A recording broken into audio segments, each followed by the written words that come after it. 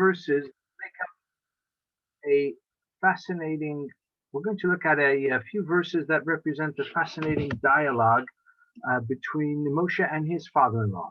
So just for the recording, which has just started now. So we are in Parasha's Beha'alotecha, of course, chapter 10, verse 29. Moshe said to his father-in-law, we're going to travel now to the place that God said, I will give it to you. L'cha itanu, says Moshe to his father-in-law, L'cha itanu, come with us. Vehetavnu lach, and we will do good for you. Hashem because God has spoken good for Israel. In other words, Hashem has promised us a land flowing with milk and honey, a goodly land, etc. We are going to include you in that. Please come with us. So Moshe invites him. Now, just to remind you, although we are, of course, progressing towards the fourth book of the Torah, but in terms of the sequence of events, the Jewish people, as of our Parasha, are still at Har Sinai. They are, they had a setback with the Chet HaEgel. They stayed there until they built the Mishkan, which was inaugurated on Rosh Chodesh Nisan, nearly 1 year after they left.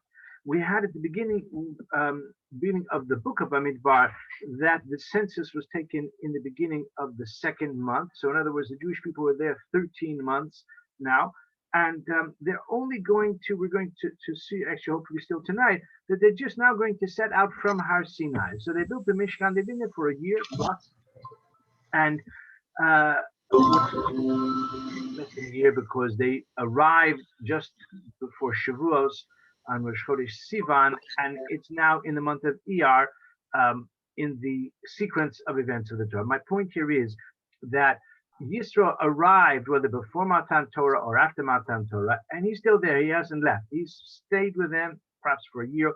We don't know exactly when this conversation took place, actually, if it was after the Mishnah was completed or not. But the point is, he didn't stay with them for 40 years. This is during still the first year or immediately after. And Moshe says, we're on our way to the land of Israel, come with us. Now, what's interesting here is that there's a reference here to Tov. Vehetavnu lach will do good for you. Hashem has spoken about the Jewish people, has assured that us that good things are in store for us, the land flowing with milk and honey, as we know. Vayomer elav lo elech. Okay, we're going to see his response in one moment, but let's first consider an interesting kind of duality that Rabbi Yonatan Eibeschutz points out to us. I will give it to you. So Rabbi Yonatan Eibeschutz says that we find here and elsewhere that the Torah refers to the land of Israel as a gift. Like it says in Shema, in the second paragraph of the Shema, you will perish quickly upon the land, the goodly land that Hashem has given you. Asher Hashem nosein lachem. So we know that the Torah indicates that the land of Israel is given to the Jewish people as a gift. That's great. But we know elsewhere, very often the Torah describes the land of Israel as an inheritance, as a Yerusha, as inheritance, or a nachala, that which is inherited, that is to say, the legacy of the patriarchs, because Hashem promised to Abraham, to Yitzchak, and to Yaakov that he will give the land of Israel to their descendants. So the Jewish people are the descendants of the patriarchs, so therefore it is ours as a Yerusha, as an inheritance. Says Rabbi Yonatan Eibeschutz, there's a distinction between the two. Something which comes as an inheritance is limited. If a person has an estate and he has a certain amount of value of assets in his estate, and he passes on to the next world, his estate will devolve to his heirs. And according to the Torah, for example, if he has two sons, so the first son gets a double portion, the second son gets a single portion. There's multiple sons, there's an allocation for daughters as well. The idea of inheritance is a certain proportion, a certain or specific value goes in accordance with the intention of the deceased, or according to Torah law, it's actually fixed with a designated method in which it devolves to the descendants. The point is that a person who receives a legacy, he has what is given to him, what is coming to him, so to speak, by by right, but not more than that. A matana, a gift, though, a gift is not limited. A person can give whatever assets he has, he can choose to whom to give them. He can give them to his progeny, to his grandchildren. He can give them to charity or in accordance with his desire. If it belongs to him, he has the right to give it to anyone. The limitation does not adhere to a gift, especially a gift from Hashem. He says this is why we find that the land of Israel is called Eretz Hatzvi, which Tzvi here means beauty, a land of a beautiful land, a land which is very desirable. But a tzvi is a gazelle or a deer, and the nature, the physiology of a deer, at least in the rabbinic imagination, is that it can expand. The hide of a deer or the swiftness of a deer, it's associated with the capacity to expand. We find in certain contexts. The land of Israel is elastic. Now, whether it's meant literally or metaphorically, we do find such a notion many times that the land of Israel can accommodate, can sort of can contain within it enormous blessing, great blessing, even a great population. It's elastic, it's expandable. And this is the nature of something which is a matnas Hashem, a gift from God. It is al-tiv'i. It is supernatural. It's not bound. It's not limited by the natural order. A nachala, an inheritance, is limited. A gift from God, is without limitations. So with this, he explains why Moshe said, Hatov asher yitav Hashem v'hitavnu lach. Again, take a look at verse 28. The blessing, the goodness that Hashem gives to us, so we will be able to share with you. We give to you as well. We will give of you some of what's coming to us. We're going to give to you. So Rashi says that Yisro was concerned. He was well aware that the Jewish people were going to enter the land of Canaan, and the land of Canaan was the inheritance given to the Jewish people, and therefore each of the tribes of Israel, except the tribe of Levi, was given its own ancestral space, its ancestral homestead within the land of Israel. And Yisro therefore felt there's nothing in it for me because I have maybe joined the Jewish people. Yisro is regarded as the first Jew by choice, as they say nowadays. He has been embraced by the Jewish people. The Torah lauds him. The Torah praises him. He gives advice which is sage advice. But does he actually become part of the Jewish people to enter the land of Israel? So Moshe says, come along and we will allocate for you a tract of land. So it's interesting. Rashi says here that the Jewish people, that Moshe was promising him an allocation in the land of Israel. Let me see where it is written here, and I don't quite find it at the moment. That will give you a special allocation, even though you're not from this tribe or from that tribe, and you haven't inherited in that sense. But we're going to give you Doshna Shel Yericho, which is a tract of land outside of Jericho, the city of Yericho. It's of the size of 500 square amot. And amma, let's see where it is in Rashi. Someone scampered away from me. An amma is a cubit, which is about 2 feet or so, maybe a foot and a half, 18 inches. You could say it's like half a meter is an amma. Anyway, if you work it out, it's about 20 acres of land. Now, Yisro was concerned that 20 acres of land doesn't amount to that much. I mean, it's fine for living, but if you need to use it for cultivation, for agriculture, and especially if you've got a large family and future generations, it's not much really to work with. So that's why, this is what Reverend Sanayim says, that's why they're emphasizing, no, this is not just a piece of land. This is in the land of Israel, which Hashem has given to the Jewish people as a gift, and therefore it's not mugbal, it's not limited.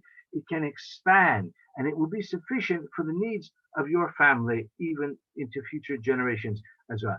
Truth is, if you think about it, just by way of analogy, and it's not an exact analogy, 20 acres in the Scottish Highlands is worth whatever it is. 20 acres in Golders Green is worth a lot more. So uh, that is the nature of land. It depends where it is in terms of its value and what a person can maybe do with that land, or how valuable it may be. Uh, what is interesting, so I'm just looking at my notes here. Yeah, I was going to make the observation that the truth is that we find that idea nowadays within the state of Israel. Um, I don't know if I have fellow Americans here. I know I've got Nancy here. Uh, uh, America is a big place. In fact, America is about 300 times the size of the state of Israel. The state of Israel multiplied by 300 times would give you the land space of the USA. And yet, although Israel is a very small country, it has become, as we know, the startup nation.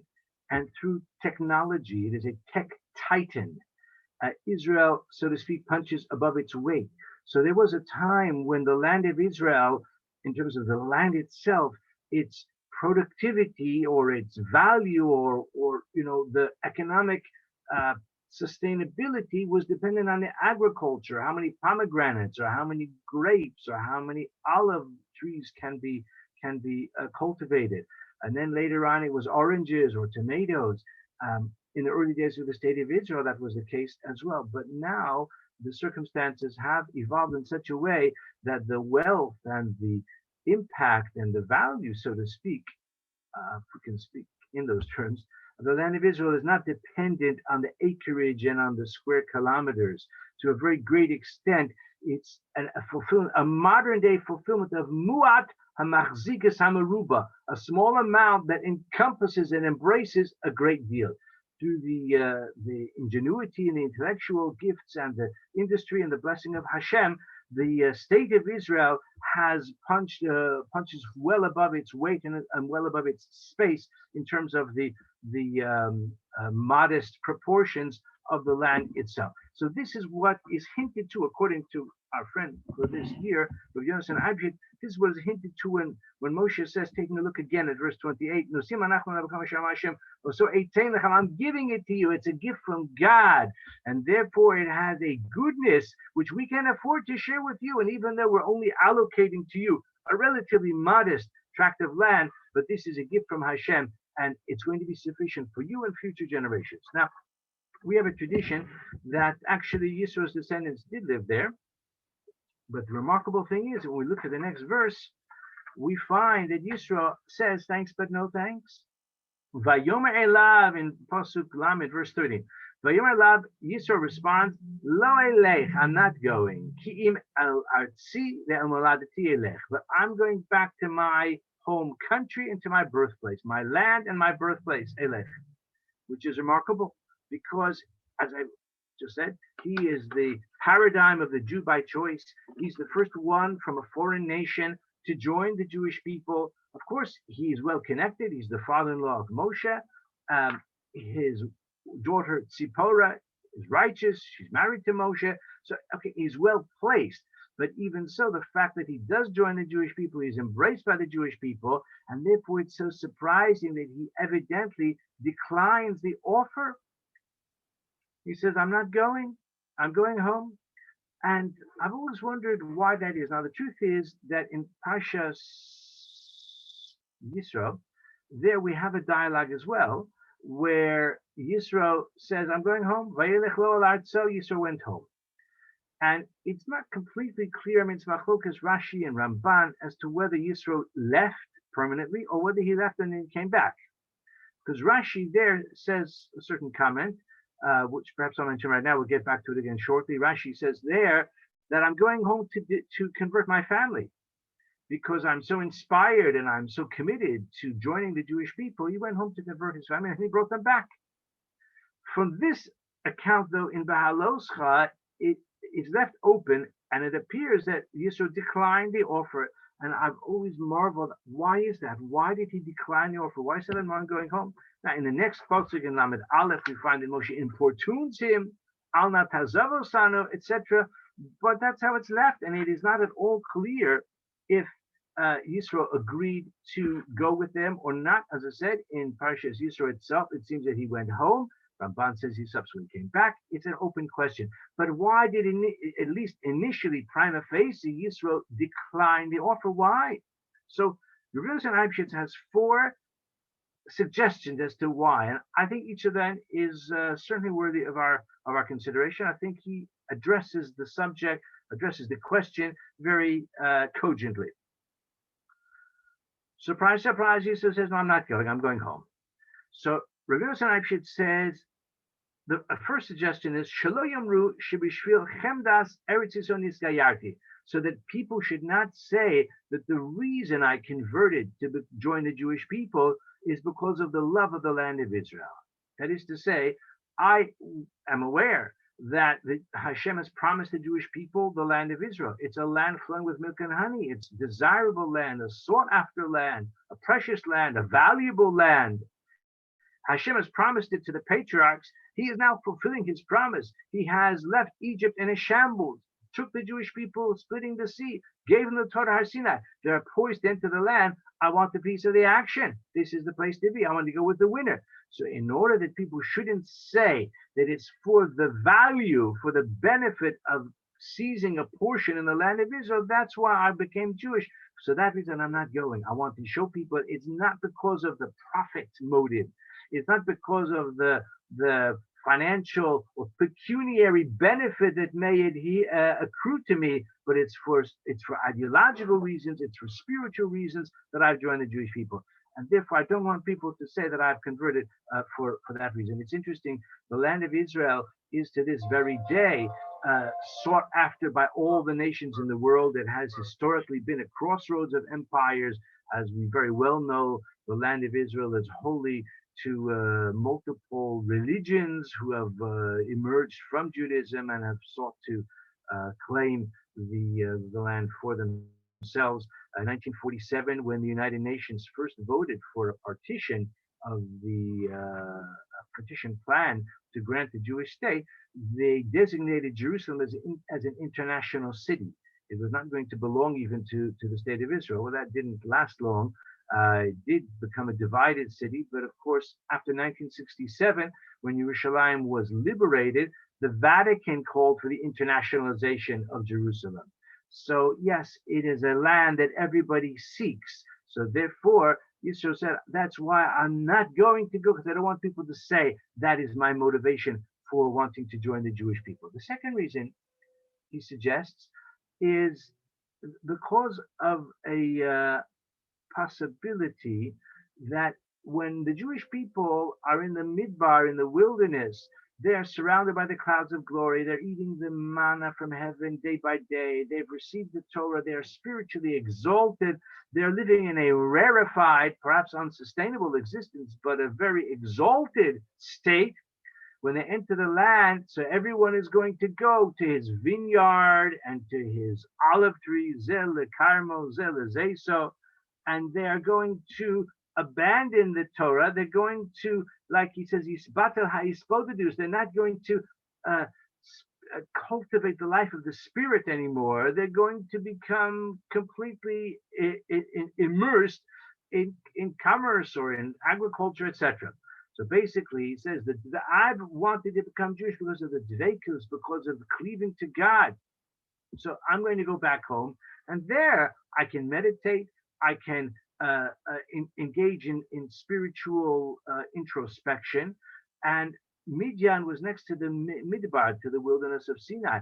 That's what Moshe himself did. Remember, Moshe himself was tending the flock of Yisro, and it was there that he had the divine revelation. So Yisro said, you know what? I can be closer to God here in the wilderness. They go into the land of Israel. Yeah, it's rich soil and it's flowing with milk and honey. So people are going to be naturally prioritizing the material over the spiritual. Therefore, I would rather not go there. I would rather maintain the spiritual rarefied level that we have achieved here in the wilderness. And Midian is near the wilderness of Sinai. So that suits me better. Okay, a third suggestion he puts forward is L'gayer gerim, in order to convert members of his family, and that's what the pasuk says. Vayelech lo al artzo, and Rashi says l'gayer b'nei mishpachto, to convert to Judaism. In other words, to inspire and to bring them as well. Says Rabbi Yonatan Eibeschutz that the problem is that I can't convert them in the land of Israel. The Gemara says, "Ein makablen gerim limos HaMashiach." We don't accept converts anymore in Messianic times because then times are too good. It's going to be too attractive. A person may well, at that time, be eager to sign up and to sign on to the Jewish people because with the clarity and with the blessing, with the divine munificence that is showered upon the Jewish people, so everybody wants a piece of the action then. For that reason, the Gemara says we don't take gerim at that time. It's too late then. The Rambam says they didn't accept gerim in the days of Shlomo HaMelech either, except there were a few who slipped in, maybe a large number who slipped in. It was a bit problematic. So Rabbi Yonatan suggests when the Jewish people first entered the land, especially according to the original plan that was going to be supernatural and all of that, so that would be the Messianic era right away. It's going to be too late for gerim. So Yisro said, if I come with you, then it's just me and my family, that's it. But if I want to go back to Midian. I've got cousins, I've got nephews, I've got extended family, I've got neighbors, I want to convert them all. But I can't do it if I go with you to the land of Israel. I can only do it in Midian. The fourth suggestion he advances is that Yisro knew that at the end of the 40 years, which we're going to read in a few weeks' time in the sequence of the book of Bamidbar, when Bilam curses the Jewish people unsuccessfully, and instead he comes up with a devious plan, which is only too successful indeed, of sending out the Midianite girls to entice the Jewish men. And many did fall prey, to those feminine wiles and to idolatry as well. And as a result, the war against Midian is described at the end of the book of Bamidbar in Parashas Matos, and therefore, says the Rabbi Yonatan Eibeschutz, Yisro wanted to preempt that. He foresaw that tragedy was in the offing, and he thought that if I go back to Midian, then my merit in Midian will be able to protect them from this terrible tragedy. He alludes to what it says, Hayesh ba'etz im ayin. In next week's Parasha, the spies are charged with a mission to evaluate the land of Canaan. Among other things, they're asked, is there a tree? Are there trees there? So Rashi says in eitz is a symbol like tzaddik katama yifrach. Is there a tzaddik in the land who can protect the Canaanim from the defeat at the hands of the Jewish people? We find also Yoshua says, Sar tzilam me alehem Hashem imanu al tiraum. Their protection has departed from them. And Rashi says there, Eov died, and therefore they've got no tzaddik to protect them. Yisro said, I'm going to go back to Midian. I will be the tzaddik to protect the whole tribe of Midian. Those are my brethren. Those are my next of kin. If they are corrupt and deserving of punishment, I would like to be there to protect them. Besides which, he said, maybe I'll be able to dissuade them from even going along with Bilam's plot in the first place. It was Bilam who said that the Jewish people can be brought to self-destruction through promiscuity, through the lure of sexual immorality. We get the Midianite girls on the case. We'll dress them up and we'll send them out, and they'll do their thing. So Yisro said, if I am there, maybe I can persuade them not to go along with that plot in the first place, which will lead to our downfall. Besides which, he adds that the pasuk says, Ki im el artzi ve'el moladati, my birthplace. So why did he think that? Actually, I'm sorry. This was in the previous comment about the Legaya of Gerim. Why did he think that he'll be so successful in winning converts? Because Moladati, the tribe of Midian, where did they derive from? Who are the antecedents of Midian? Who was Midian anyway? Midian, my friends, was the son of Abraham Avinu. You know that Midian was the son of Abraham through Keturah.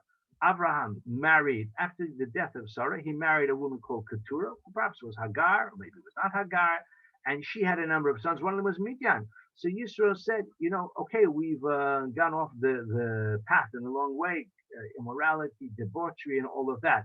But we do come originally from quite good stock, so therefore there's going to be a receptivity, the potential of winning adherence, that is to say, winning people over to the cause of, and not just the cause of, but embracing the belief in Hashem. It's very realistic, at least in principle, because it's Moladati, my birthplace. The members of the tribe of Midian, we are descended from Abraham. That really goes in the third one, the Gayer Gerim. And as I said, the fourth one is I'm going to be the righteous one, and I will maybe prevent them from agreeing to participate in the plot of Bilam in the first place. Okay, so that is how Yisro explains why. That's Rabbi Yonatan Eibeschutz explains that's why Yisro demurred. He declined the offer. Now Moshe, however, tries again in Pasuk Lamed Aleph. Vayomer Alma Tazav Osanu. Don't abandon us. Because you know where we're going to encamp in the wilderness. We're not familiar with this terrain. We've been living incarcerated effectively in Egypt for generations. But you, Midian is nearby to the wilderness of Sinai. You know the way. You'll be our GPS. Hasn't been invented yet. We need it. So you'll be our eyes. Okay, that's the simple understanding. Says so he says that he quotes the Medrash, which says, "Vayisal will be as eyes for us, liftoach pesach legerim, to open an aperture for converts to join the Jewish people." Because, like it says, Pesach Einayim, the word Ma'ayan is a wellspring, like the point of entry, like where a well, the water comes from a well. Person can't enter into a well to draw water from a well. So Pesach, the word Einayim hints to an opening. So, and the Medrash says that you will enable Gerim to come to join the Jewish people. Your example, if you join us, would be a good example for Gerim. Now, there are a few different ways to look at that, but Rabbi Eibeschutz has a very opposite explanation, in that he explains why Yisro demurred. And the first one he said is that I don't want people to say that I converted in order to seize a portion in the land of Israel. So therefore, I'm not going with you. I don't want people to think I converted for the wrong reason. According to Rabbi Yonatan Eibeschutz, Moshe Rabbeinu came back with the same kind of argument. He said, it's evident that your joining us, your escorting us in the wilderness will be to our benefit. But I don't want people to say that when it was useful for us to have you around, so we were very nice to you, we welcomed you, we said, yes, you want to be a ger? Fine, join us, because it was beneficial to us. We could benefit from your knowledge of where to camp and how to travel. But when we get to Eretz Yisrael, we say, okay, you've done your job, go home, we don't need you anymore. I don't want people to think of us like that. I don't want people to say, are you Makarbon so as long as they needed him? Now they don't need him anymore. So we sent him home. We said, okay, there's no place for you here. Thank you. You've done your job. We don't need you anymore. So therefore, if we were to do that, if people were to imagine that that's what we've done because you don't come with us, then it would have the effect of closing the door for Gerim. It would make it appear as if we don't accept Gerim. We're not welcoming to them. We're not, sensitive to their desire to join the Jewish people. It would look as if we're just exploiting them as long as they're useful to us. So therefore, that was his response. So Yisro said, I don't want to go with you because I don't want people to say that I've only joined the Jewish people in order to claim a portion in the land of Israel. And Moshe said back, yes, but if you don't, I don't want people to say that we were only nice to you as long as we needed you in the wilderness. But once we got to the land of Israel, we sent you packing. I don't want people to say that either. So therefore, you've got to come with us. This was the exchange, according to Rabbi Yonatan Eibeschutz, I think is a fascinating perspective. I actually wanted to add something further, not on this subject, but really on the very next subject, and I'd like to do so with your permission. Briefly, we try to keep to the 30 minutes, so I'll just be very brief. We have in the next verses, in chapter 10, verses 35 and 36, we have these two well-known psukim which are set off by these inverted letters nun. If you look in your Chumash, you'll see the letters nun that are inverted, that are pointing backwards. So Rashi says, it's mentioned in the Gemara, that it is in order to offset and to pause, to have a break between two unfortunate events. So the unfortunate event is the traveling of the Aron. It says, "Va'anan Hashem aleim yomam nasam min ha'machaneh, va'ibin so ha'aron," when the ark would travel. And says Rabbi Yonatan Eibeschutz, the ark traveling implied that Hashem, who is symbolized by the Ark of the Covenant, did not want to be with the Jewish people. It's as if the Jewish people were not worthy of the Ark, and therefore it traveled on ahead of them. This is the misfortune. He says that the